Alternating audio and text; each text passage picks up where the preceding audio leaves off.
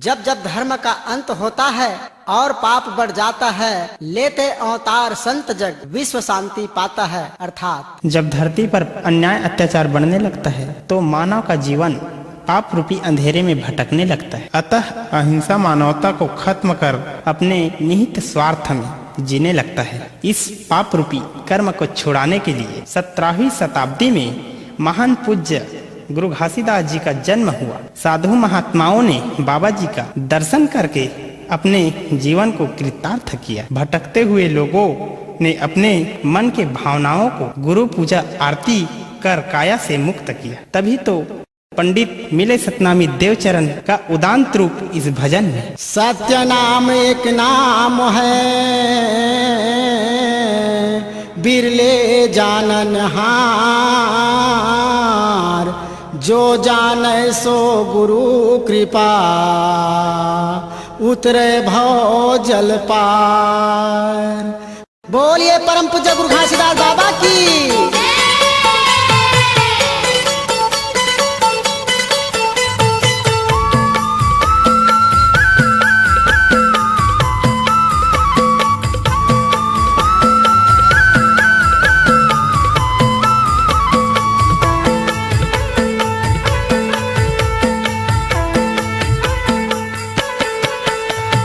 आरती करत माँ बाबा यम देख डरावे हो, तोर पूजा करत माँ साहेब तन अति सुख पावे हो।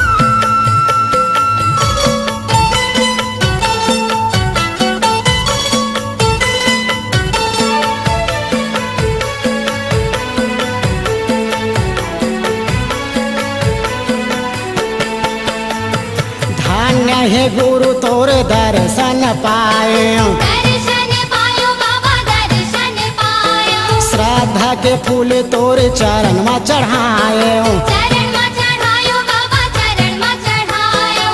धन्य हे गुरु तोर दर्शन पाए, दर्शन पायो बाबा दर्शन पायो। श्रद्धा के फूल तोर चरण में चढ़ाए, चरण में चढ़ायो बाबा चरण में चढ़ायो। 18 दिसंबर के तोर जयंती मनावो हो, तोर जयंती मनावो हो।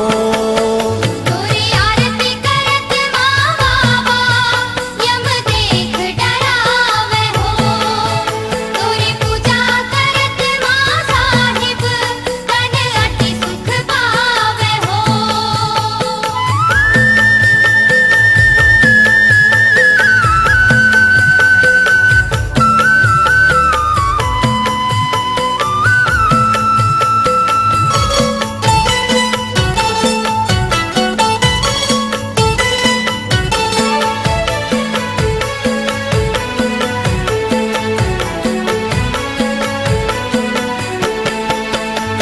नाम के बाबा कर परचारा, करे परचारा बाबा करे परचारा। हंसा पिय सत्य अमृत धारा, अमृत धारा गुरु अमृत धारा। नाम के बाबा कर परचारा, करे परचारा बाबा करे परचारा। हंसा पिय सत्य अमृत धारा। अमृत धारा गुरु अमृत धारा। सत ज्ञान के ज्योति ला साहेब तन मन में जलाए हो, काय भीतरी जलाए हो।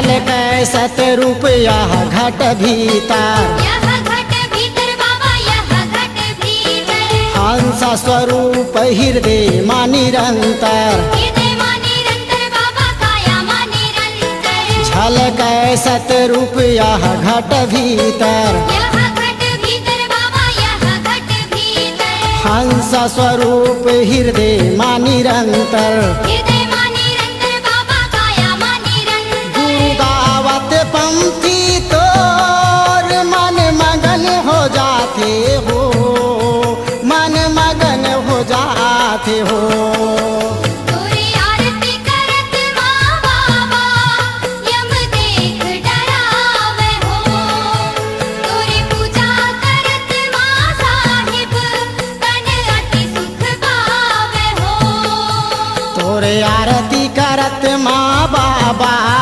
यम देख डरावहो तोरे पूजा करत माँ साहिब तन अति सुख पावहो तोरी आरती करत माँ बाबा यम देख डरावे हो तोरी पूजा करत माँ साहिब तन अति सुख पावे हो गुरु घासी तोरी चरण माँ बाबा घासी तोरी चरण माँ सब माथे नमावे हो सब माथे नमावे हो तोरे आरती करत माँ बाबा यम देखा डरा